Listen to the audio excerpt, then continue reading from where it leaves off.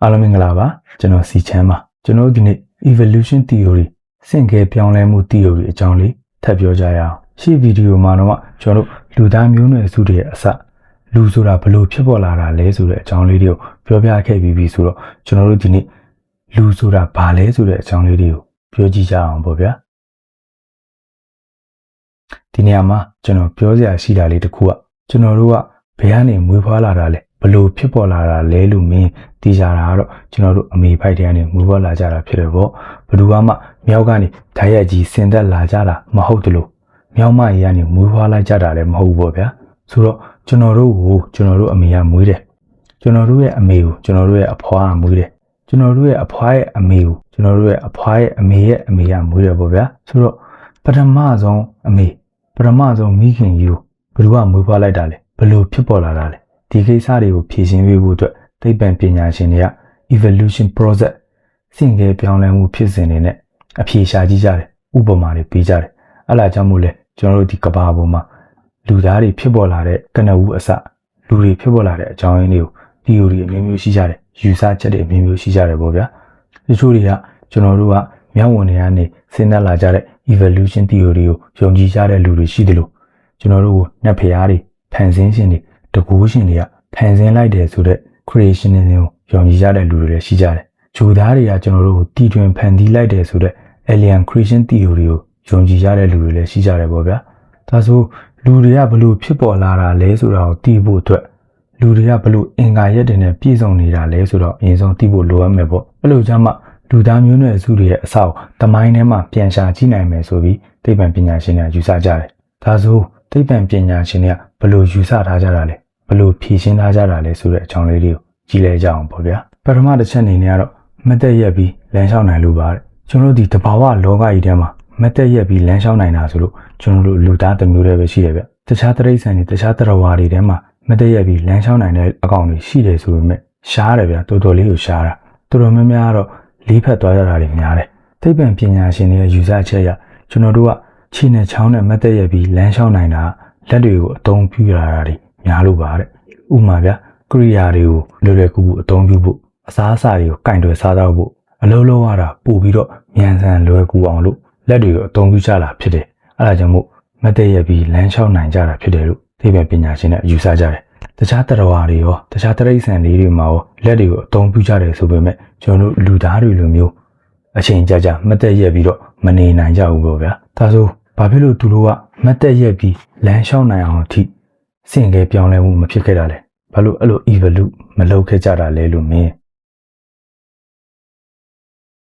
ဒီနေရာမှာပြောစရာရှိတာတခုကဗျာဒီကျွန်တော်တို့တဘာဝလောကကြီးထဲမှာအရာတစ်ခုဖြစ်ပေါ်လာဖို့တည်မြဲနေဘူးဆိုတာအဲ့ဒီအရာကကျွန်တော်တို့ဒီတဘာဝလောကကြီးထဲမှာရှိတဲ့တက်ရှိတွေအကုန်လုံးကလိုအပ်နေမှာပဲဖြစ်တယ်အဲ့ဒီတဘာဝလောကကြီးထဲကတက်ရှိတွေကမလိုအပ်ဘူးဆိုရင်ဒီအရာဖြစ်ပေါ်လာနိုင်စရာအကြောင်းမရှိသလိုဖြစ်ပေါ်ခဲ့ရင်လည်းပြန်ပြောက်ကွယ်သွားတဲ့သဘောမျိုးရှိတယ်တဲ့နောက်တစ်ခုကကျတော့အမွေးမြင်ပြ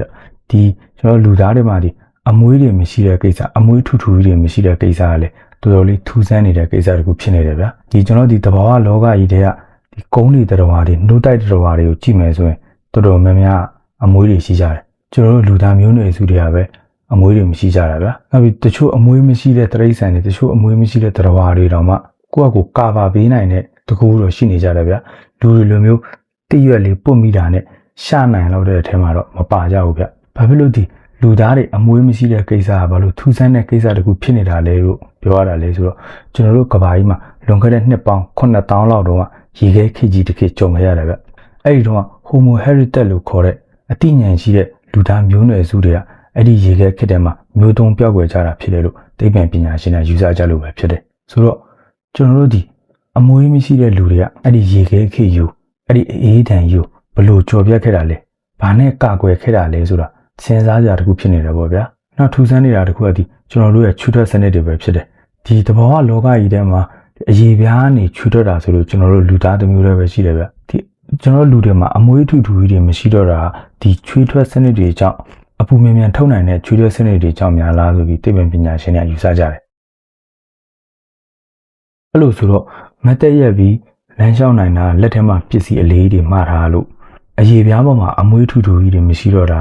ဒီချွေးထွက်စနစ်တွေအကြောင်းကိုကြည့်မယ်ဆိုရင်ကျွန်တော်တို့ကအရင်တော့ အလုတ်ချမ်းလောက်ရတဲ့ပုံစံမျိုးပေါက်နေဗျာဘယ်လိုလဲဆိုတော့အနုနခီတွေကကျွန်တော်တို့ကဘာမြေကြီးတွေကရွှေတွေကိုတူးဖော်ဖို့အတွက်ကျွန်တော်တို့ထုတ်လုပ်ခဲ့တာလားတီထွင်ခဲ့တာလားဆိုပြီးယုံကြည်ယူဆနေတဲ့လူတွေလည်းရှိကြတယ်ပေါ့ဗျာနံပါတ်4အနေနဲ့ကတော့ကြွက်သားတွေဆုပ်ယုပ်လာတဲ့ Marcel Lewis တွေဖြစ်လာတယ်ပေါ့ evolution theory ရပြောမယ်ဆိုရင်လူတွေကတကယ်ပဲမြောက်ဝင်တွေကနေဆင်သက်လာကြတယ်မြောက်ဝင်တွေကနေဆင်သေးပြောင်းလဲလာကြတယ်ဆိုရင်ကျွန်တော်လူသားတွေကနှစ်ပေါင်း6တန်းလောက်နဲ့တင်အခုလိုကြွက်သားတွေဆုပ်ယုပ်လာကြတယ်ယုံရင်းလာကြတာကြီးကတဘာဝတိတ်ကြမနေဘူးဗျာဘာလို့လဲဆိုတော့ဒီကိစ္စနဲ့ပတ်သက်ပြီးတော့သိပ္ပံပညာရှင်တွေကဒီဥယျာဉ်တွေကမြောက်တစ်ကောင်နဲ့စမ်းသပ်မှုလုပ်ခဲ့ကြတယ်ဒီမြောက်ကိုဘာ exercise မှမလုပ်ဘဲနဲ့နေ့တိုင်းအစာတွေစွတ်ကြွေးပြီးသူဘာများပြောင်းလဲမလဲဆိုပြီးထိုင်ကြည့်ကြတယ်ပေါ့ဒီမြောက်ကတက်လုံးဘာ exercise မှမလုပ်တော့မှသူ့မှာ Marcel Lewis သွားတာလည်းမရှိဘူးတဲ့ဥပမာဒီတော်ရန်တရိတ်ဆန်တွေကိုကြည့်မယ်ဆိုရင်ကျွန်တော်တို့နေ့တိုင်း train နေစရာမလိုဘဲနဲ့သူတို့ Marcel တွေကိုထိန်ရနိုင်တယ်ပေါ့အဲဒါကြောင့်ဒီလူသားတွေမှာ Marcel Lewis တဲ့ကိစ္စကြီးကလည်းတဘာဝနဲ့ဆန့်ကျင်နေတယ်ပေါ့ဗျာနောက်တစ်ခုကတော့မျက်လုံးပြကျွန်တော်တို့ဒီမျက်လုံးတွေကိုကြည့်မယ်ဆိုရင်ကျွန်တော်မျက်လုံးတွေမှာဒီမျက်သားဖြူကြီးရှိနေတာကလည်းထူးဆန်းတဲ့ကိစ္စတစ်ခုဖြစ်နေတယ်တခြားတရိတ်ဆန်တွေမှာမျက်သားဖြူရှိတယ်ဆိုပေမဲ့ကျွန်တော်တို့လူသားတွေမျိုးတိတိတတ်တာကြီးထင်ရှားရှားကြီးရှိနေကြတာမဟုတ်ဘူးဗျအဲ့လိုဆိုတော့သိပ္ပံပညာရှင်တွေဒီမျက်သားဖြူရှိနေတဲ့ကိစ္စဘာအတွက်လဲဆိုပြီးတော့လေ့လာကြည့်တဲ့အခါဒီဘာသာစကားတွေမရှိတဲ့ခင်မှာလူချင်းဆက်သွယ်နိုင်ဖို့အတွက်ပေါ့ communicate လုပ်နိုင်ဖို့အတွက်မျက်လုံးတွေကိုအသုံးပြုရနေပြီးတော့မျက်သားဖြူတွေအကြီးဖြစ်ပေါ်လာတယ်ဆိုပြီးတော့သိပ္ပံပညာရှင်တွေယူဆကြတယ်။ဘာလို့လဲဆိုတော့အဲ့ဒီတော့ကအမဲလိုက်တဲ့အချိန်မှာလက်ကနေမြားတွေပါတွေကင်ထားတယ်ဆိုရင်ဒီလက်ဟန်ချီဟန်နဲ့ပြဖို့အဆင်မပြေတော့ကြောင့်မို့မျက်လုံးနဲ့ပြတာကနေစပြီးတော့ဒီမျက်သားဖြူတွေထွက်လာတယ်လို့လည်းသိပ္ပံပညာရှင်တွေယူဆထားကြတယ်ပေါ့ဗျာ။နောက်ပြီးတော့ဘာသာစကားဗျ။ဘာသာစကားကျတော့ကျွန်တော်တို့လူသားတွေအတွက်အရေးပါဆုံးတရားတစ်ခုဖြစ်တယ်။စကားတစ်ခွန်းဖြစ်ဖို့အတွက်တရားထားသူတွေဝါကြတွေဝေါ်ဟာရတွေနဲ့ပြည့်စုံနေမှဘာသာစကားတစ်ခုကဖြစ်ပေါ်လာနိုင်တယ်ပေါ့တရိတ်ဆန်တွေမှာကျတော့ဘာသာစကားမရှိကြဘူးဗျဒီငှက်တွေမှာကျတော့ချွင်းချက်ပဲဗျတချို့ကျတော့ငှက်တွေမှာဘာသာစကားရှိတယ်လို့ပြောကြတယ်တချို့ကျတော့လည်းငှက်တွေမှာဘာသာစကားမရှိကြဘူးလို့လည်းယူဆကြတယ်ငှက်တွေဘာသာစကားရှိလားမရှိလားဆိုတဲ့အကြောင်းလေးတော့ကျွန်တော်တို့နောက်ဗီဒီယိုရောက်မှထပ်ပြောကြတာပေါ့ဒီသိပ္ပံပညာရှင်တွေရဲ့တွေ့ရှိချက်အရတကောင်တန်းနေတဲ့တရိတ်ဆန်တွေပဲဖြစ်အုပ်စုလိုက်နေတဲ့တရိတ်ဆန်တွေမှာပဲဖြစ်ဥမာဖျက်စိတ်တို့ပြားတို့လိုအတိုင်းဝိုင်းနဲ့နေတဲ့တရိတ်ဆန်တွေမှာပဲဖြစ်သူတို့မှာဘာသာစကားတွေမရှိကြဘူးတဲ့သိပ္ပံပညာရှင်တွေရဲ့ပြောဆိုချက်အရဆိုရင်ကျွန်တော်တို့လူသားတွေရဲ့ခေတ်တစ်ခေတ်မှာပေါ့မျိုးသုံးမဲ့ကံကြမ္မာကနေပြီးတော့လွတ်မြောက်နိုင်မှုအတွက်ဘာသာစကားတစ်ခုပြောနိုင်ဆိုနိုင်မှလွတ်မြောက်နိုင်မှာဖြစ်တဲ့အကြောင်းမို့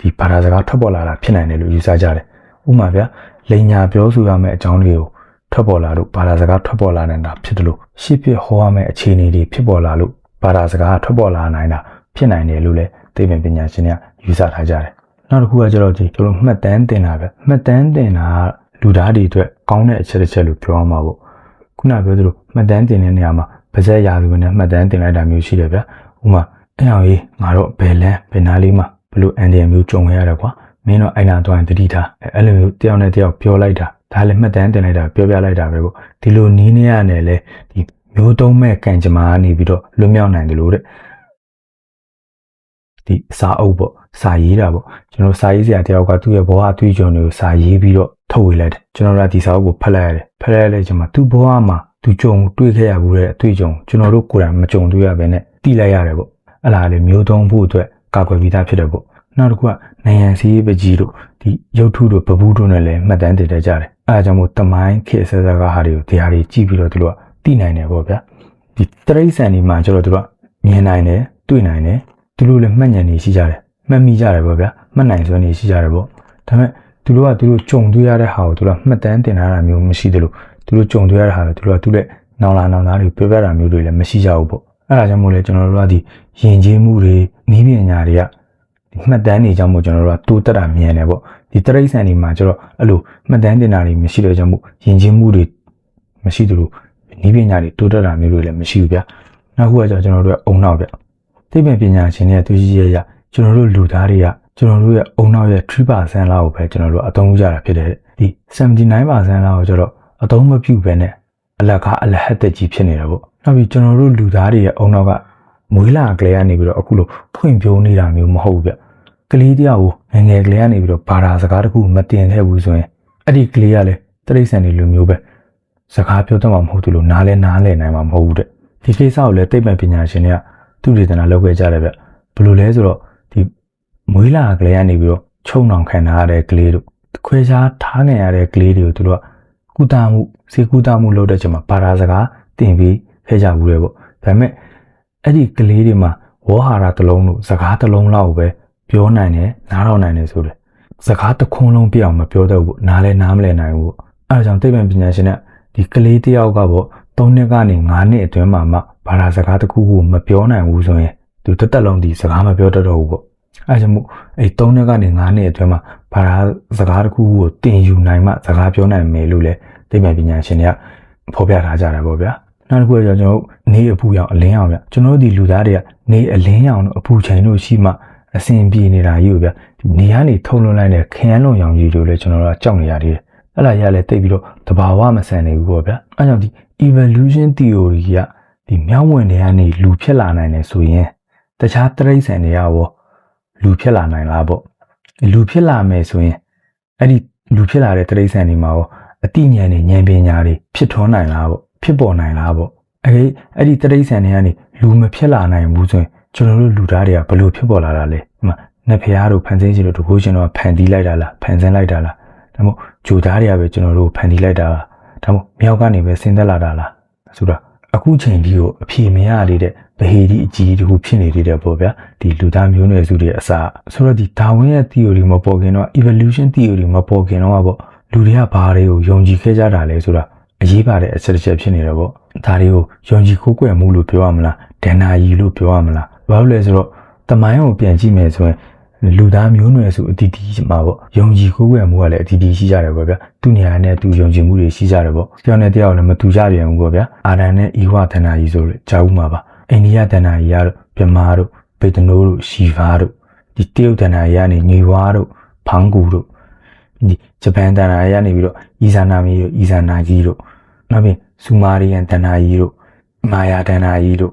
ဂရီးဒဏ္ဍာရီတို့နော့စ်ဒဏ္ဍာရီတွေကလည်းယုံကြည်မှုတွေအမျိုးမျိုးရှိနေကြတယ်ပေါ့ဗျာနောက်ပြီးအနုနခီဆိုတဲ့ဒီဂျိုသားတွေဖန်ဆင်းထားတဲ့ theory alien creation theory တွေကလည်းရှိနေတယ်ဆိုတော့ကျွန်တော်တို့လူသားတွေကဘယ်ကနေဆင်းသက်လာတာလဲဘယ်လိုဖြစ်ပေါ်လာတာလဲဆိုတာဗဟေဒီအကြီးတခုဖြစ်နေတယ်ဗျာဒီဒဏ္ဍာရီဒီရောင်းတွေကိုတော့ကျွန်တော်နောက်ဗီဒီယိုရောက်မှကျွန်တော်တို့အေးအေးဆေးဆေးထပ်ပြောကြတာပေါ့ဒီနေ့တော့ကျွန်တော်ဒီ evolution ဒီဗီဒီယိုလေးကိုကျွန်တော်ဒီလောက်နဲ့ပဲအဆုံးသတ်ပါရစေလိုအပ်တာရှိရင်လည်းဝင်ရောက်ဆွေးနွေးဖို့ဖိတ်ခေါ်ချင်ပါတယ်ကြည့်ရှုပေးတဲ့တယောက်ချင်းစီတိုင်းလည်းကြည့်ဦးတင်ပါကျွန်တော်တို့နောက်ဗီဒီယိုရောက်မှထပ်တွေ့ကြတာပေါ့ဗျာ